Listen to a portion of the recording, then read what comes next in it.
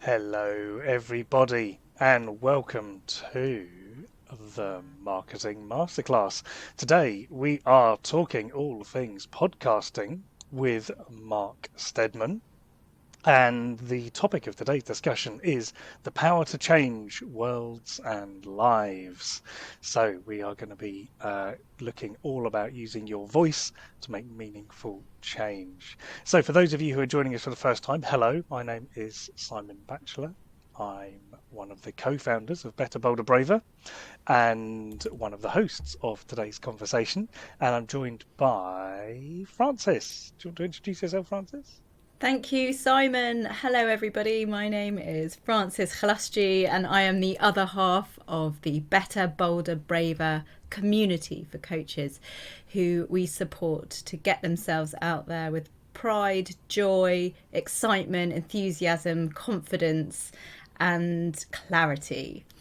And that's because Simon and I care very much about supporting people who are making great change in the world to individuals and in terms of a bigger picture system change.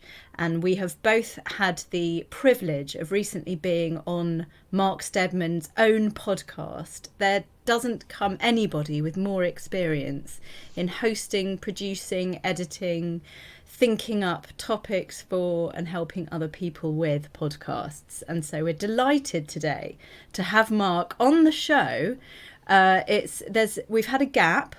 We've had a little break, little holiday. You can find all of our previous marketing masterclasses via our Crowdcast channel. But who better to have to bring back our marketing masterclass than Mark? And we have a double bill starting with Mark, and next week it will be our friend Anne, talking about things around big picture system change and being agents of change. Mark and I talked a lot about this on his podcast that I was on. So at some point, one of us will post a link to that episode in the chat. And what I'm going to do is invite Mark to introduce himself and tell us what he's doing right now and why he's doing it. So over to you, Mark. Why are you here and what are you doing? Why are you here? How did you get this number? I felt really tempted to just come in with like a really silly voice or something, just to either to pop the tension or just, I don't know. So, hi, I'm Mark. I run a podcasting school for change makers called Podco, which started because Simon bullied me into doing it. We had a conversation last year and they suggested that I should think about podcasting or blogging my particular area of knowledge, which happens to be podcasting, and there are lots of podcasts about podcasting and lots of blogs, and so I was quite reluctant. But the idea stuck with me, and I thought, okay, it's worth giving it a go, and so I started. It turned out really enjoyed it, and it's now become the sort of the main focus of what I do, because I really enjoy the educational aspect. There's two things I really enjoy that I don't get to do enough of, or certainly didn't in my old days, which was running podcast tech, is actually working individually with podcasters, and usually with people who don't necessarily identify as like capital P podcasters. I like working with people who have a story to tell or a mission or something that is close to their heart that podcasting can then help them achieve. And I love working with them on a one-to-one basis to either build up their creative confidence, show them what they're capable of, push them a little bit, and then get to revel in their success and feel warm and fuzzy when they go out and do wonderful things, or they discover that they love editing and they hadn't realized it, or they book this amazing guest and it's just like makes me all very proud. Thank you, and also for reminding me to mention that there is a poll. We're inviting you to cast your votes on one of the following. The question is, do you have a podcast? And the possible answers are yes, in which case we invite you to put a link in the chat. No, not yet. no, but I want to start, and never crossed my mind. So please do let us know which of those people you are. And as Mark says, part of his work is getting people who may not have identified as a podcaster to feel empowered to create a podcast. You talk about the education side of it, Mark, and then there's the enabling side of it, which is slightly different. What I really love about what you're doing now is you are teaching people what podcasting is all about and giving them technical skills, but also very much supporting them to go out and do it themselves and not feel that they have to work and sort of be handheld, if you like, by you all of the time. Why is that really important to you? Because I think as someone who used to do a lot of tech work, and I remember working in a marketing company, and we were sort of squirreled away in one of the little cupboards where they put all the technical people. And I remember someone in the design department giving a client a tour of the building and sort of looking in on us, and these are the tech people, they do magic or whatever. And I always hated that. I always hated this idea that what we do is somehow out of the reach of other people, and it's sort of because for whatever reason, like it's all this stuff is all learnable, and it's never been more learnable. One of the things that I think is really enabling a new potential style or tier of podcasting is that we can now edit our audio like we can edit a Google Doc. And that's because primarily of a tool called Descript, which I know Simon is a fan of as well. But there are other tools, but primarily Descript is this phenomenally useful tool. And it's that gives me the confidence to say, if you're comfortable enough editing a Google Doc, you're pretty much good to go to edit a podcast. And then all you've got to be is curious and interested and ask good questions and all that kind of stuff. And so that stuff it's more esoteric, but the actual technical stuff now, it's never been more accessible to make high quality stuff, because I do care about the quality. I care about making it sound so that the audio isn't distracting, so that you can just focus on the voices, focus on the conversation. And because I'm sure we'll get into the whole aspect of how these conversations build trust, and we do that by nestling nicely and snugly in people's ears. And you can't do that if you sound like you're halfway off the mic and there's a fan blowing and it's, all that kind of stuff. But all that is so achievable and so doable now with a combination of whether it's some courses, some on-demand learning, a little bit of help on a sort of one-to-one basis to just give you the nudge in the right direction or help, clarify things. Those are, the future for kind of mission-led, purpose-driven people has never been more achievable, really. Mission-led, purpose-driven people. Did you just make that up, Mark, or have you been brewing on those two excellent phrases? No, I pretty much construct sentences like the end of the wrong trousers, where Gromit is building the track as he goes. That's pretty much how my sentences go. It's, oh no, there's another word that's come in front of the other one. We'll see where this goes. Well, it went very well. Well done. I'd really like to see you using those excellent phrases again. There's some... I just want to acknowledge, I don't know if Jude, who is here, is Jude Williams, that I know. Please say in the chat, Jude, if you are. And for anyone else listening in on repeat, as opposed to being here live, if you are leaders of charities, social enterprises, we are pleased that you're listening to this, because I want to give Mark the opportunity to talk about why it's important that you lot have a voice. I think we can go down a technical rabbit hole. One thing I just want to acknowledge, which I've never thought about before, is that what Simon and I pride ourselves on, which is the dovetailing of our two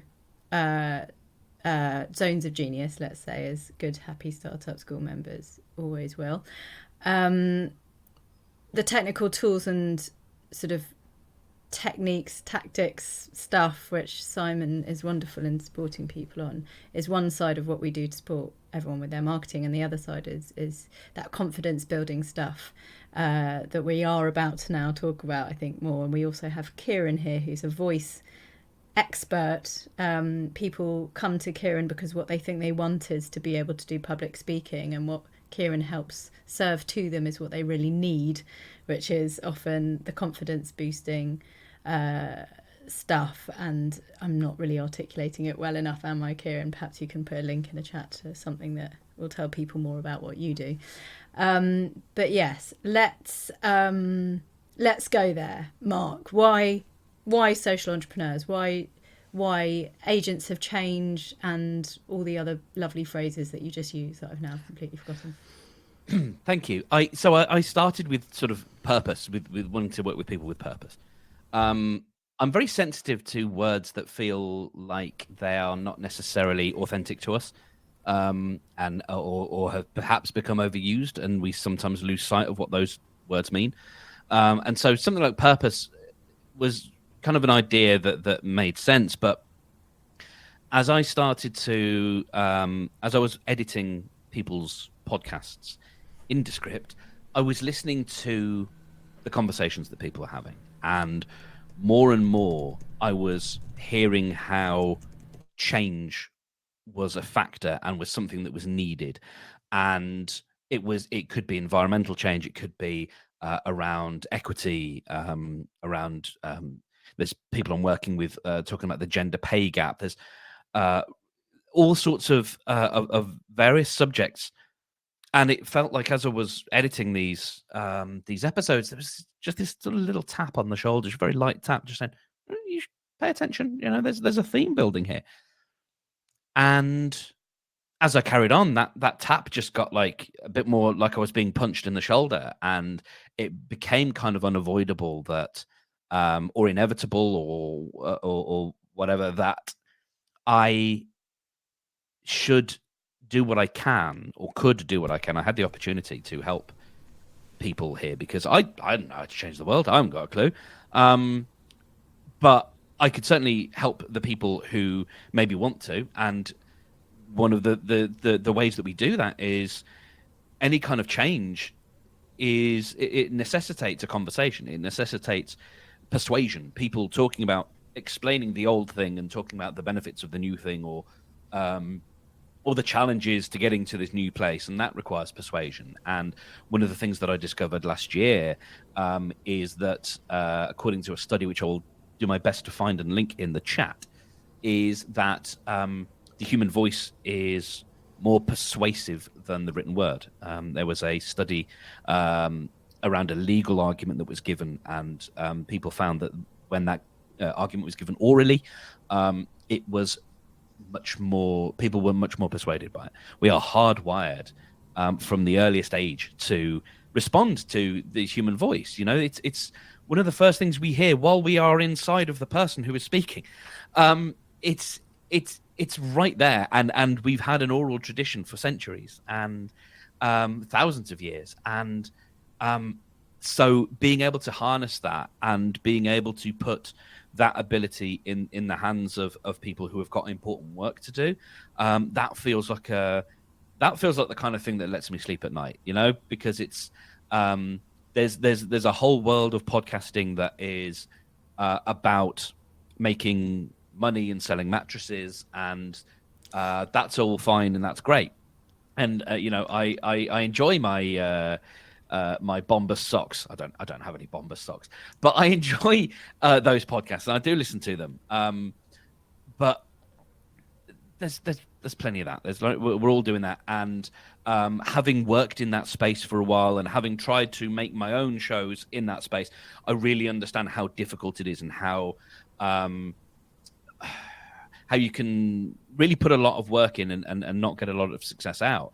And I didn't really want to continue working with people on that because it didn't feel quite so, at the risk of it sounding worthy, like I said, it was just this idea that like I could shut up shop at the end of the day and go, I feel like I did some good today, and that turns out that matters to me. And there's three things. That sounded so pious. I'm sorry. No, not at all. I think so.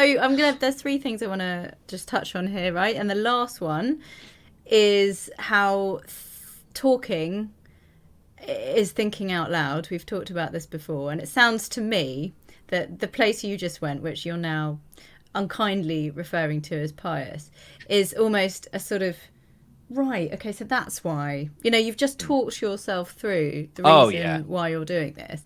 That's the third thing I wanted to talk about, which is how we work out loud, which is something I talk about a lot, and we do it. We encourage people to do it through blogging and all the things. And that is one reason why I love podcasting. It allows you to, in conversation, work out what you're thinking. Then there's the watch, read, listen, do stuff, which you're talking about, which I'm about to let you and Simon geek out on, not least because I want to stop talking and because Simon's the expert on it. But it's that thing of, why is this medium a good addition to anything else that you might be doing to put yourself out there? And then the second thing is the storytelling element of this, and why and Simon and I were nodding at exactly the same point, and I can't even remember what it was, but it was something around, this is how you tell good stories, and both Simon and I both at the same point were like, it's the storytelling thing that we're talking about now that we love and we encourage people to think carefully about when they're doing their marketing. So storytelling, watch, read, listen, do, working out loud. Simon, thoughts? Go. Well, I think the thing with podcasting, I think, Mark, you touched on it really well with the whole mattress selling bonanza that is running a podcast for sweet, sweet money. And the problem is, I think there was like maybe it was a couple of years ago. It feels like a lot longer, but I don't think it was that long ago. There was this whole drive of like, start a podcast and you can get some affiliate links and make all the money. And I mean, I'll be honest, I listened to Richard Herring's Leicester Square Theatre podcast, and thank you. And I'm still subscribed to Beer 52 approximately 6 years later because every time I'm going to cancel it, they send me another box of delicious beers. And the thing with podcast advertising is it works. And Seth Godin did a really good thing about podcast advertising the other day. He did a podcast about the adverts in podcasts. It was very, very good. Anyway, to summarize his rant, it's like, as soon as you're swapping trust for money, then what does that say about your trust?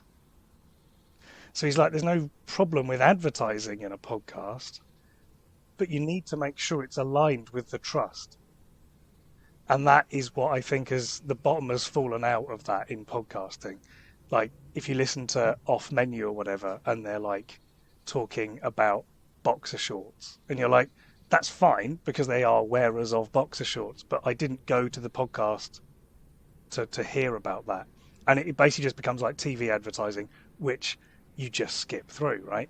So I think the advertising element in podcasting is really difficult to get right. But as Seth Godin is saying, there's still an opportunity to make a real difference and to get companies exposed and in front of an audience who really care.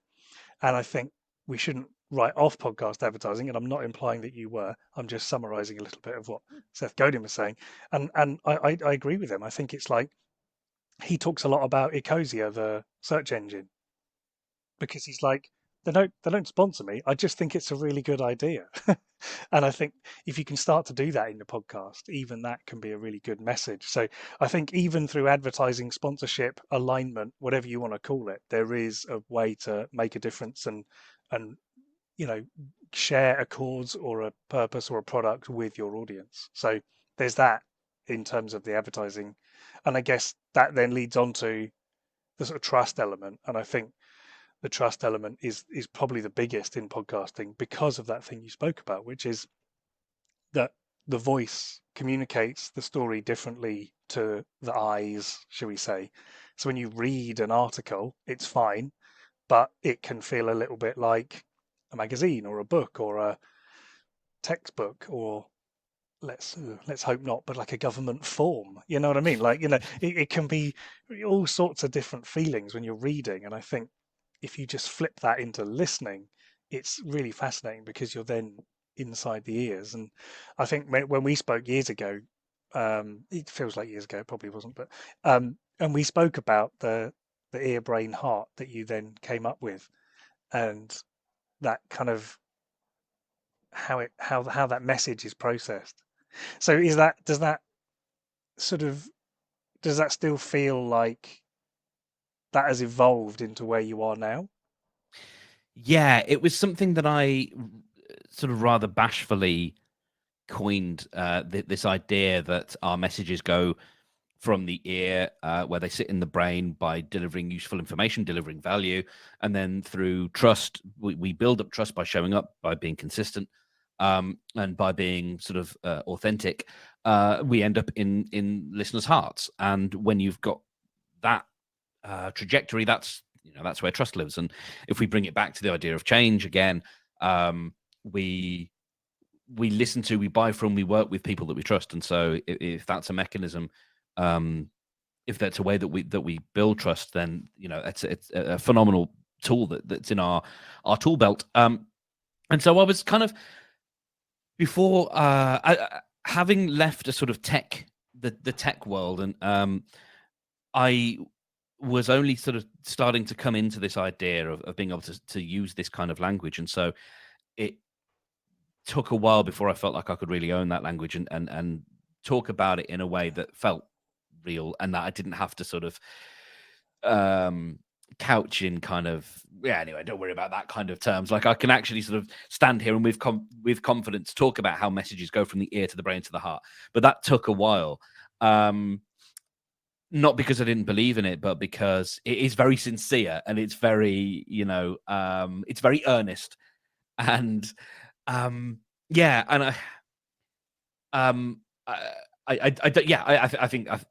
I've finished speaking. I think that's the end of the sentence.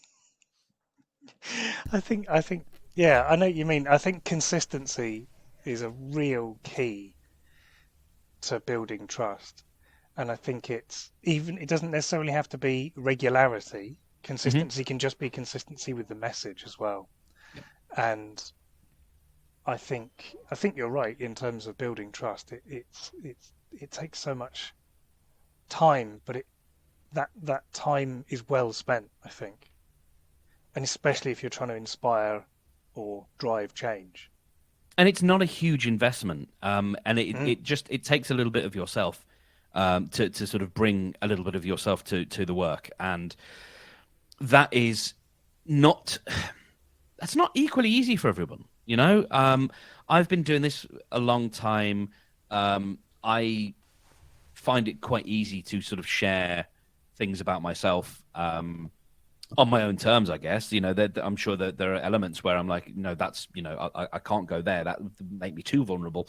But some people feel a little bit more guarded, possibly because they're worried about being judged for what they're going to say. And I completely sympathize with that. And all I can do in my work is try and just give people that gentle nudge.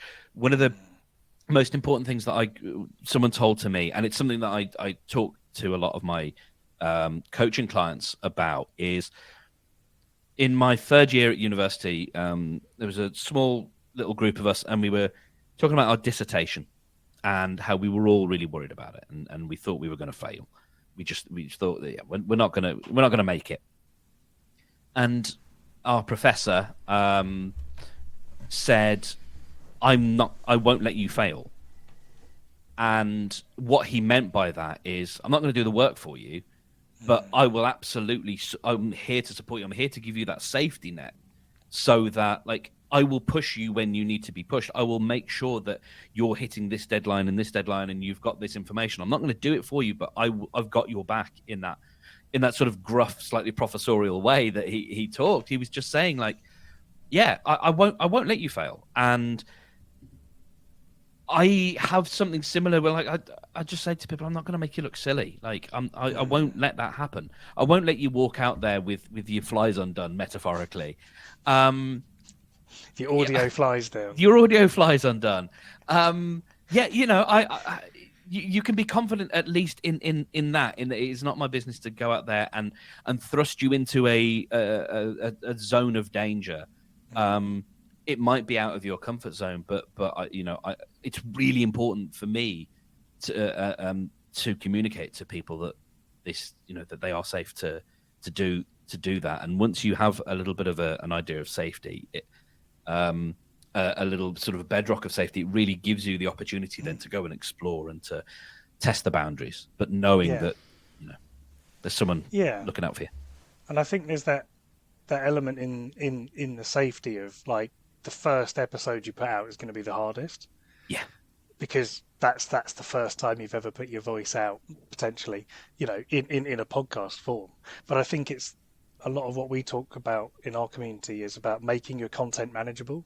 Because when you first write a blog or you first go, right, I'm going to explain this, the temptation is to explain absolutely everything, all of its connections, all of its facets, everybody who's linked to that, everybody who's ever thought about it, all the books, all the references, all the podcasts, and it's 4,000 or 5,000 words long.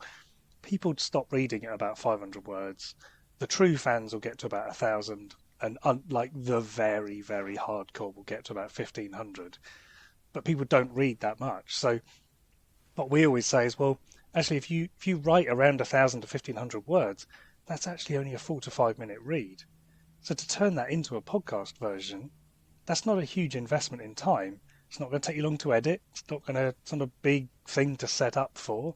You could record 3 or 4 in one go. You know what I mean? There's ways of making that manageable, and I think that all helps with the confidence and it helps with the feeling safe and held, because it's, if you can make it manageable and make it a bit more sort of, oh yeah, I got to the end of that. I did it.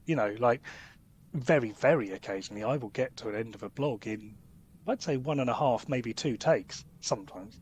Other times it takes maybe 3 or 4 pickups throughout the blog, depends on how I've written it, but quite often that the reading of that actually kind of gives it a completely different feel. And I think, what you're saying there about that safety, and it does take confidence to get the first episode out there, but once it's out there, then you're on that journey, aren't you? And it's quite an exciting place to go from there. Absolutely. And I think there's a useful distinction to be made about the sort of the taking a blog post and turning that into a podcast episode, and then the work that I tend to do more with individuals is have them facilitating conversations with other people, which we should get into, because I think when we think about how busy we all are as people who are trying to get our businesses off the ground or keep them running, there's limited time, and so going from a blog post and recording a podcast episode is a great way of getting your voice out there and sharing things. But if you're interested in the idea of having conversations with people, that pivots the reuse of your content. So if we're talking about going from a blog post to a podcast episode, that's one way. You can do it in reverse. You can take a conversation that you've had with someone, and you can then turn that into a blog post. You can turn that into all sorts of other things. So instead of the genesis being, or the germ of the idea being the written word, the germ is actually the conversation you have. And then you get to go out there and you can take snippets from it. You can use block quotes and just write, you could just write it out almost in transcript style. You should publish your transcripts anyway, which is definitely a good thing to do. But you can condense that. And so there are lots of different options for you, for sort of taking that nugget, that initial seed being the conversation that you have. And so I'm a big fan of that approach as well. Yeah, I think the conversation is a really important sort of way of expanding those ideas. And I think, a mixture is sometimes quite a nice podcast menu to offer up, isn't it? Sort of like, here are my bits that I've written, and here's my sort of opinion pieces, as it were. And then to talk about some of those opinions, I'm joined today by, and then you can kind of have those conversations, which I think is, or you don't have, you can skip the blog bit and just go straight to the conversations. But I think if you're just starting out, then maybe your list of people who might come on and talk to you maybe not that long, so you may not have that many, and maybe that's what's stopping you starting that podcast, is thinking, I only know 2 people who'd come on, so once I've done 2 episodes, then what? Then So what? Yeah, absolutely. if you can pepper it with other elements of podcast format, then that might also help you sort of consistently show up and consistent message around what you're talking about. Because I think if people are interested in what you're saying and how you say it and how you articulate it, they'll happily listen to you talk about it as well as you talk about it in conversation with someone else. Absolutely. And to make the case for the conversations even further, I think there's one of 2 things that they're really useful for. One is for opening yourself up curiosity-wise to hearing different ideas and different viewpoints and potentially being challenged and actually just learning stuff through those conversations. But also, there is the added benefit that people will share their time with you on a podcast that they might not share with you if it was just, can we have a call so that I can pick your brains? If you've ever had that where someone says, can I buy you a coffee? Can I pick your brains? Oh, God, I haven't really got the time. But then someone says, it's for a podcast. And, oh, right, okay, well, no, that's interesting. And there's people love talking about the things that they enjoy. And this is one of the things that I say to people early on, because I help people in that guest discovery process, finding those guests and making it a process. Like people think, I'm too small. I've only just started. They're not gonna be interested. You would be surprised, because people like to talk about stuff that they're passionate about, and that is the draw for them. It's not, well, how big is your megaphone? I don't know if I've ever actually. I have my formula for how I approach people to be guests, and when I do get rejections, it's usually just it's not my bag, it's not my thing. No one's ever come back to me and said you have too small an audience. No one's ever asked me how big my audience is. And I've interviewed topic experts, mathematicians, scientists, comedians, authors, filmmakers, all sorts of people, and no one's ever asked how big my audience is, because if you can tap into the stuff that they care about, that's the draw for them. And so I think if you can sort of start drawing up a wish list of people that you want to get as guests on, you might surprise yourself. I get really excited about this bit, and I was scribbling down 5 minutes ago the idea of there's content as a product, and then there's content as a process, and you've just also used that word.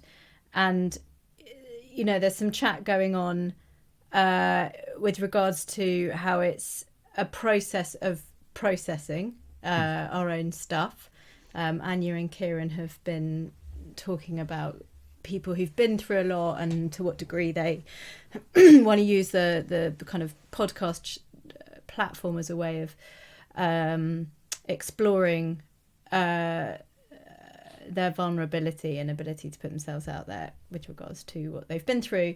And then there's the strategic process of putting a podcast out there, which you've just been talking to, Mark, in terms of your wish list of people. And I just want to relate this to the kind of people that you're trying to help, who might run charities and social enterprises and might be seeking, might be fundraising, might be seeking support, financial support.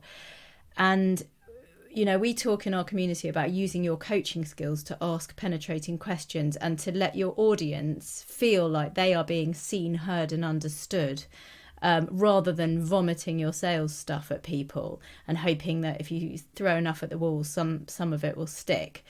In the same spirit, inviting people who might be funders of the kinds of projects that you support onto a podcast and saying, I really care about why you support this work. I really care to hear what it is that you have to say about why what my charity, what my social enterprise does exists. Implicitly fast tracks you into a really meaningful relationship with that potential funder of your own organisation. And there's nothing to be ashamed of in fundraising. There's nothing to be ashamed of in terms of saying, please, can you support what I'm doing? Because what I'm facilitating is what you care about. And, I love how a podcast is a microcosm of that fundraising relationship. You are saying, I'm putting out there something which you care a lot about and want to talk about, put money to. So for me, the exciting thing about a podcast is how it strategically fast tracks the process, basically. Yeah, as much as we've talked about the trust that you build with the listener, you also do that with your guest, especially if it's someone that you don't know. Because I struggle with I have this internal story about my own authenticity, and so when I turn up at conferences or whatever, and I talk about what I do, I have this idea that people are looking askance and going, "Wow, he's obviously not like he's just in it for some sort of game. He doesn't really care about this, that, and the other." And that's fine. That's whatever. That's my own stuff. But bringing that to a podcast, that gives me 45 minutes to make my case about how I genuinely do care. And that's done not through me proselytizing. It's not done through anything other than me listening and being able to demonstrate my curiosity and demonstrate that I care about this stuff. And also go like, I don't know, but I'd like to listen. I don't know, but I'm here to learn. And I think that as a way then of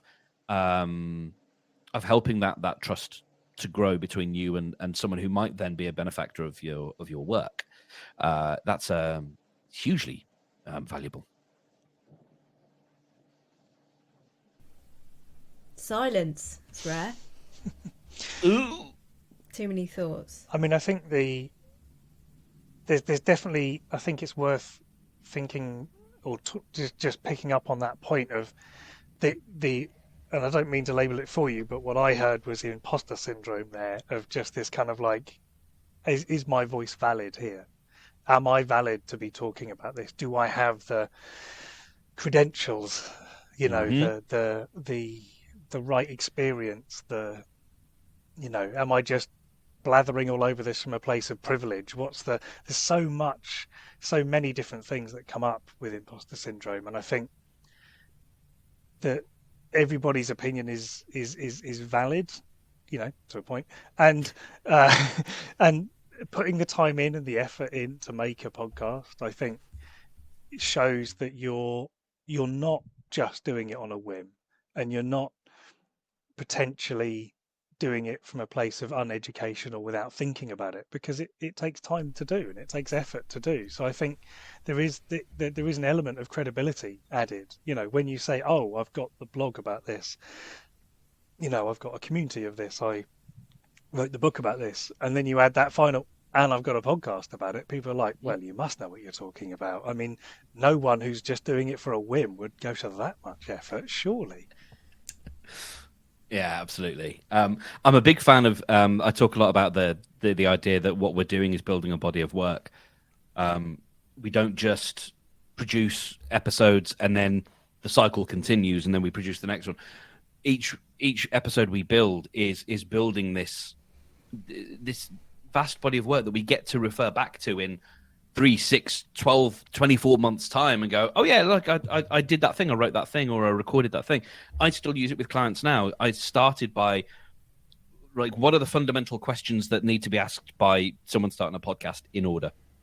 And when I'm working with people now, I can just go, oh yeah, like I teach this thing called the listener story, which is a way of helping people structure their sort of internal elevator pitch for understanding what their show is, who it's for, and how the listener benefits. Really, to my mind, is really key. And so I can just say, yeah, I recorded a thing about that. It's a blog post now. It started as a video. That's, I just plonked myself in front of my camera and had some notes and just talked, and then that got turned into audio and then into text. And that remains, and I can refresh it. I can, update the original post, or I can create a new one to update that if I need to. But I've built this thing that is there's this growing sort of repository of knowledge and an expertise and dare I say it, perhaps wisdom. I would almost guarantee to anybody who checks it out that it will be wisdom. I think there's an important thing of again, harking back to Seth Godin, just because he's very good at summarizing these things, and his podcast is very good for. I really enjoy it as a format because it's a small rant from Seth, and then he answers 2 listener questions. So it's great because it's not all just him. It's not all one-way traffic. But I think one thing he's very good at doing is sort of saying, in a previous episode I said this, but now I think this. And he doesn't go back and delete the old episode. He's like, no, that's what I thought about that at the time, and I stand by it. You know, with all the information available, that was and remains my opinion on that day. But today, I'd like to talk to you about this because this new information has entered, and I think it's worth talking about. And you know, he did one recently where he was like, "Do you know what? I've been listening to this other podcast for years since it started, and they did the first episode ever that I fundamentally disagreed with, and this is why I disagree with it." And it's brilliant. It's like, wow, what a great way to sort of generate some content, but also get that discussion going without necessarily having them on the show. But trying to think where I was going with that. I've sort of lost my train of thought, but I got distracted You're by making another me episode. think about a lovely rabbit hole that you could go down listening to. Do you remember those adventure books? I had one. I had an Asterix one. I had a Famous Five one, and it was like roll the dice, turn to page 45, and the adventure unrolls as you throw the dice. And I love the idea of kind of following Seth on this historic rabbit hole, because you know, obviously the clever podcaster will also in the show notes point you to the previous episodes, so then you kind of get to listen to a previous version of them, and you're like a time traveler, following a train of thought which they have cleverly pointed back to or alluded to. And you know, what would be really fun would be in a podcast if you were to say, I'm hoping that, you know, I'm on episode 1, and I'm hoping that when you listen to episode 50, I'll be able to answer a question I have now, which is da da da da da. And it's like, oh, I'm just going to fast forward to episode 50 and see if they do actually answer that question, and whether or not they remembered that in episode 1 they said they were gonna. There's some kind of science fiction geeky thing that I'm now imagining you could use a podcast to be creative around, basically. That's where I went when I was listening to you, Simon. I don't know whether that was what you were in any way thinking about. Well, I think I mean, Kieran has absolutely, like, completely named it there by saying that Seth Godin has this phrase where he used to say that nobody gets talker's block, everybody can just talk. But he did a whole podcast about how that's now changed, and people do just do exactly what I did, where they're making a point and then just like, oh, it's gone.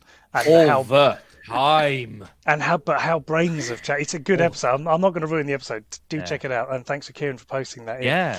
I think what I was going to say though is, so Seth writes a daily blog, and that to me sounds exhausting. And the reason for that is because I'm not ready to commit to it, and I'm scared of it. And what he says is, when you write a blog every day, you don't have to think about what to write a blog about, because you literally just write about what comes into your head, because it doesn't matter whether that's the best thing you can blog about, the most important thing to blog about. It's just what you blogged about, because tomorrow you're going to have to do it again. So putting all this pressure on yourself to come up with the best blog you can write every single day is exhausting. But just blogging about something every single day means you don't have to think about it.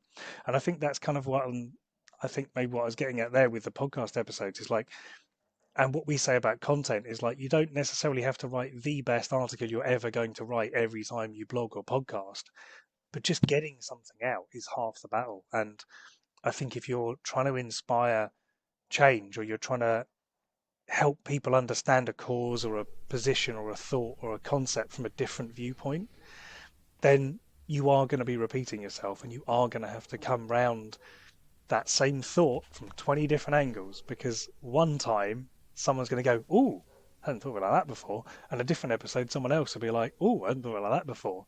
But if you just say, oh, no, I've covered all that in episode 5, so I can never talk about it again, then you're going to hit the buffers pretty quick, because you're going to run out. And I think, I mean, Seth does it all the time, where he talks about different quotes, and different like podcast formats have like reoccurring themes, or they'll have concepts they loop back round and explain. And I think that's a really good way of helping people really get and understand that point. I think you can also tell stories really beautifully. I'm thinking about my hero, Ira Glass, who my son is named after, and his podcast, This American Life, and also Serial, which he did a bit of a mark on, or Mark's doing a bit of an Ira Glass. I'm not sure which way around it is now, but Ira Glass has got a team of people that produce Serial, and he kind of godfathered them, he mentored them. So he doesn't necessarily do all the editing and the producing, but he has people that kind of have learned the Ira Glass way.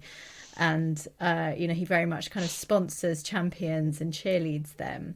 And what I was going to say is that Serial is like an unfolding drama. So they record one episode about like an actual live court case in the States. And you don't know where the series is going to end up because they are recording it and producing it as the whole thing unfolds. And there's something really alive about a podcast and hearing in someone's voice, their feelings about a situation. We're talking about the transparency, I think, here, and the idea that you can, sort of be really honest, as you have done just now, Simon, as well. And thanks to Kieran, talked about the fact that you forgot what you were saying, and all these sort of little things that can come out in a podcast that don't really, how would you capture that in a blog post?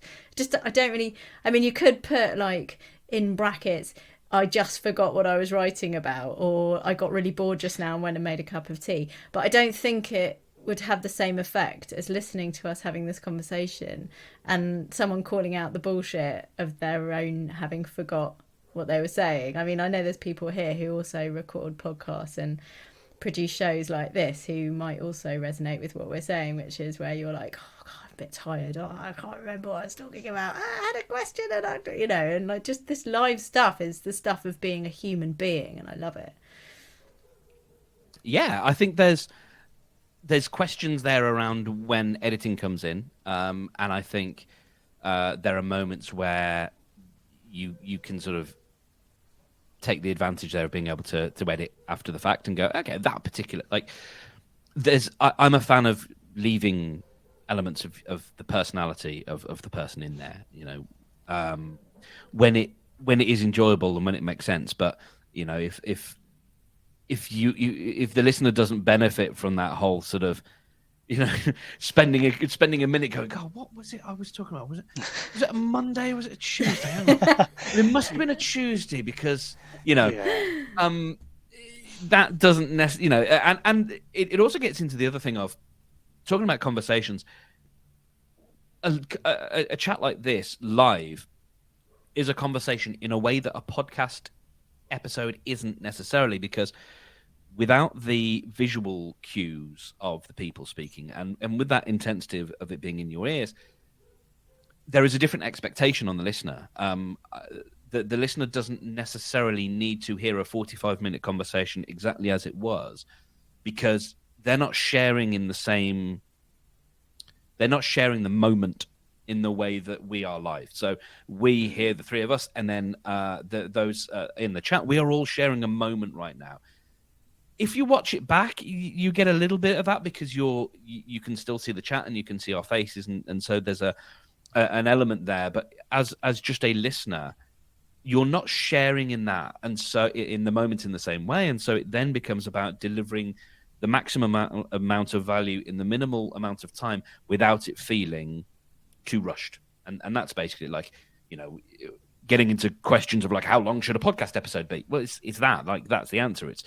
It's getting all the information in there, making it not boring, but not making it so tight that you're breathless by the end of it.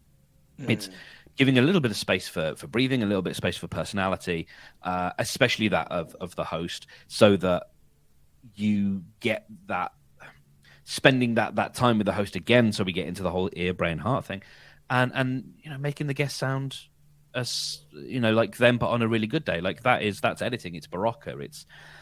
It's you, but on a really good day. Like that's the best kind of editing. Yeah. Barocca, I love that. You're reminding me of something that my uncle, who loves taking photographs, always used to say, because he's been doing it way before digital photography, and he would always say, if there's one good picture from an entire film, then it was a successful film. And Simon basically very cleverly cuts up our marketing masterclass into very cool, neat little YouTube snips. And also we love Descript because, a 1 minute little rant can then turn into a beautiful Instagram like audio clip thing.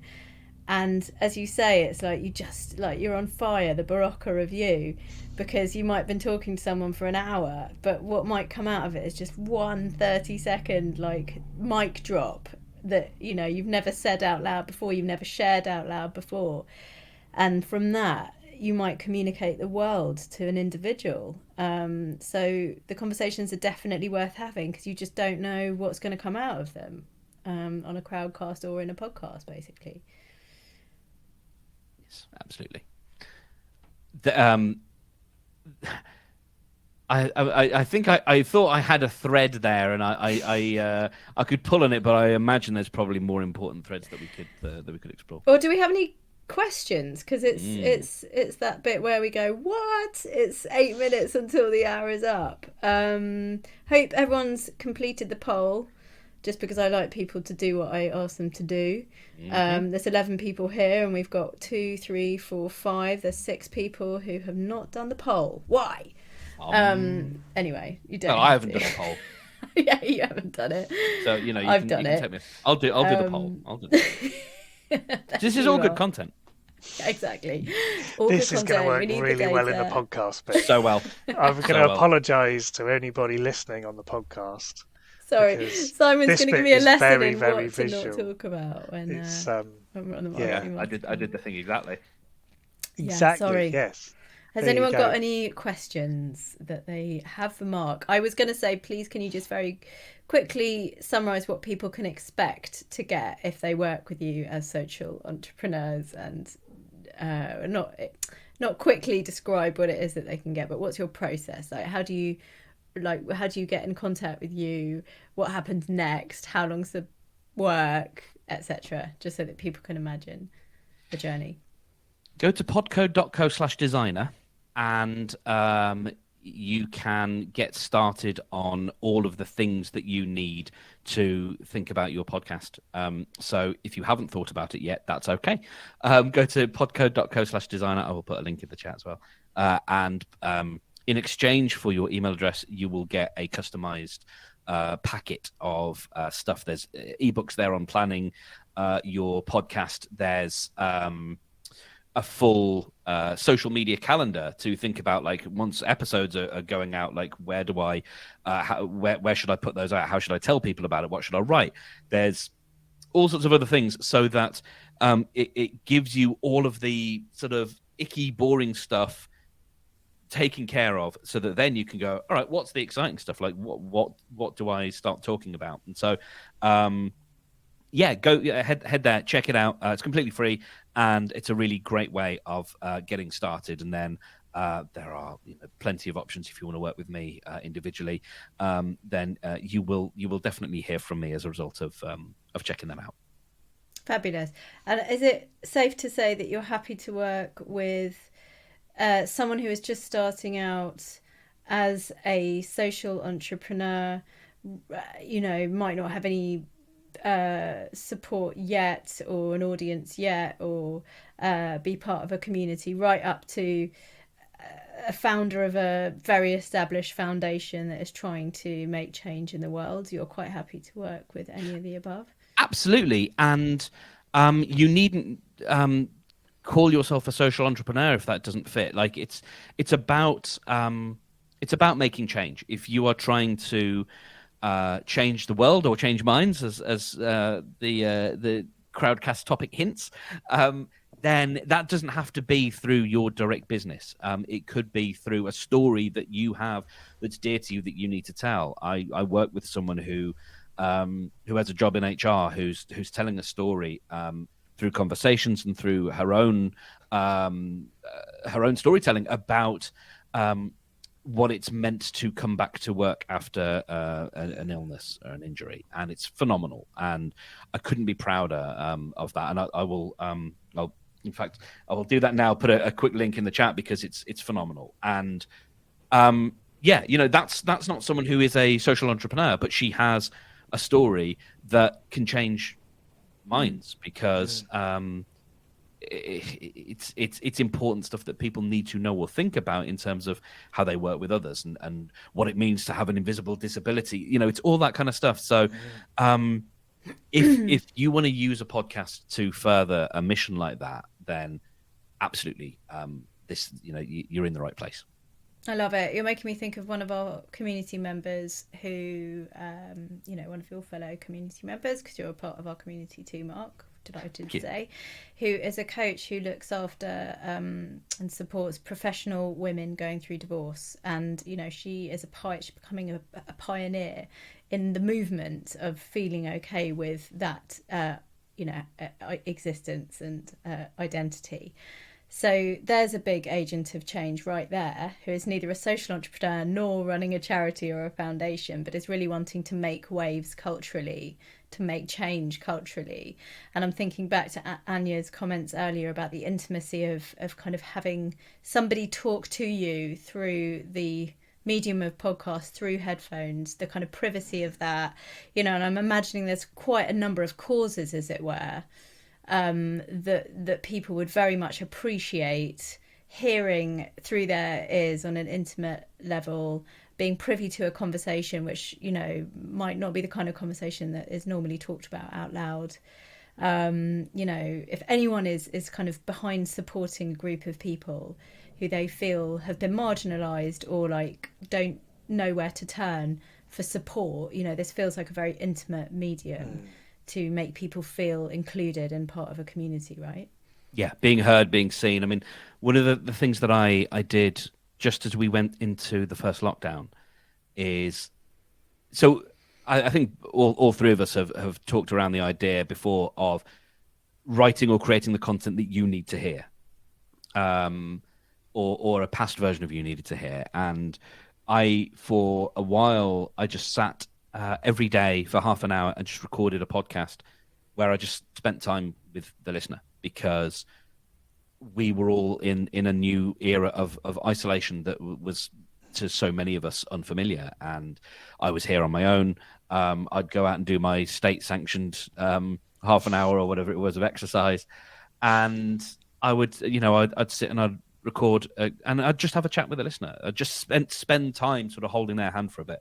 And if they just needed that, then that's what I was, providing. And just being able to spend time with people who are bound together by a common cause, a common need, a common lack of something, a common struggle, sometimes just to say, you are heard, you are seen, and I want to spend time with you. Very, very quickly, Travis McElroy, who is a successful podcaster, had this thing. He recorded a very heartfelt message in the wake of of political upheaval from a few years ago, and kind of just said to the listener, wherever you are, however you're feeling, I am holding your hand. And that kind of gives me kind of goose bumps thinking about just the being able to say, like, I am holding your hand. I'm here with you. And that doesn't have to take a lot. That doesn't have to take a lot of sitting here and prepping show notes and all that kind of stuff. It could just be showing up. That is the definition of showing up. Thank you, Mark. I love it. What a nice note to end on. We do have a question, and it's reminded me of my own check-in that I completely forgot at the beginning of the show. So to round off, the question from Carlos is, Mark, what's your favourite podcast interview icebreaker question? And while you're thinking about that, I invite anyone to post in the chat, if you have a podcast, what's it about? If you don't have a podcast, what would it be about? Now, perhaps that you've heard everything that Mark has to say, or some of what Mark has to say about this, let us know in the chat, and then also definitely be in touch with Mark if you've suddenly had an idea about a podcast that you did not have before. So Mark, just to kind of round it off, when you are interviewing people, do you have a favourite icebreaker question? You've given me so much time there to think of one, and I honestly don't. So the way I work is that I hit record as quickly as possible, and I tell the listener tell the guest that that's what I'm going to do, and then we just start having a conversation. I don't like to formally commence an interview because there's that whole feeling then of everybody gets a little bit tense. Oh, now it's begun, right? Now we're on. I like to sidle up to the thing, and then at some point, sort of someone thinks, oh, we're on a podcast, yeah, because they are just conversations, and at their core, natural conversations are the best. You then get to tighten them up. You then get to do all of the but on a really good day. That's what the editing's for. But the conversation themselves just come from that being curious and being interested. I try not to have formulaic questions. Not that was necessarily Carlos's inference, but yeah, there's a great question that my friend and fellow community member Anna Kolak likes to ask is, what is one thing that you wish people knew about you? That can get to the nub of someone pretty quickly. So it might not necessarily be an icebreaker. That's more of that's shattering some ice right there. But it's a good question. I think sometimes you can use like a really good, like silly question just to get people warmed up. Like if someone's really nervous. So when I was many years ago, when I was a location sound recordist, I used to have to put microphones on people, and generally they'd never been mic'd up. And then I'd have to get them to say something. But of course, the next thing they say, they're really nervous about because they think they're being recorded. So I would always say, what's your opinion on microwavable porridge? Because everybody has an opinion. Question. And everybody has an opinion on it. And it's like, what? And they're just like, well, I don't know. I quite like it. And then I'm just like, this is sacrilege. I can, and you can have a bit of fun with it, a bit of back and forth. And obviously Carlos is right there. It's an abomination. I would not be able to survive if I couldn't microwave porridge. But you see, already this is a great icebreaker. It gets people talking. There is no better icebreaker than that. So there's some great questions you can ask that sometimes just get people warmed up and laughing, and then you can be like, so tell me more about that time when blah blah, and then you're in, and you're like you're loosened up maybe. Anything you can do actually to elicit a laugh. It's my secret weapon. Whenever if I'm going to go on stage and talk, which I would very much like to do again. Don't know why I'm pitching myself, but yeah, I always like to the first thing I do is try and make people laugh, because it is such an incredible and I think really valuable release mechanism. And there was a thing I was listening to a couple of days ago about how it is a social. It's a way that we can communicate that we're all safe. It's almost the relief. The idea of if you play peekaboo with a small child, the laughter comes from the relief of, oh, thank goodness they're still here. When the eyes come down, they haven't disappeared. That laughter, that communication that we are all safe, we've all shared something. Hugely valuable in breaking down barriers. And so if you can make someone laugh early on with something absurd or whatever, that's really useful, because it helps everybody unclench just a little bit. And if you would like to listen to my episode on Mark's podcast, there is an example of how Mark has made me sound really funny, and it's the first 10 seconds of the podcast, and it's brilliant editing and I love it. My dad said about Mark's podcast that it's the best thing he's ever heard me on, so there you go. Do check it out. There's a link, link back in the chat, and also there'll be one in the show notes, of course. So thank you very much for joining us, Mark. It's been delightful to talk to you. As ever, we could carry on all afternoon, but we must let everybody get on. So thank you very much, everybody, for listening and watching, especially if you've watched on playback, and a special extra hello to everybody who's listened all the way to the end on the podcast version. We hear you out there. Thank you very much. I don't know why I just waved. Sorry, listener, I just waved at you. Amazing. I'm really sorry about that. Visual cues for the audio people out there. Mark. So yes, thanks very Simon, much. put your clothes back on. Yeah, exactly. My audio flies are undone. Callback. Love it. Good stuff. All right, Thank you, everybody. everyone. Thanks very much. See you next See you time. Bye. soon. Bye. Bye.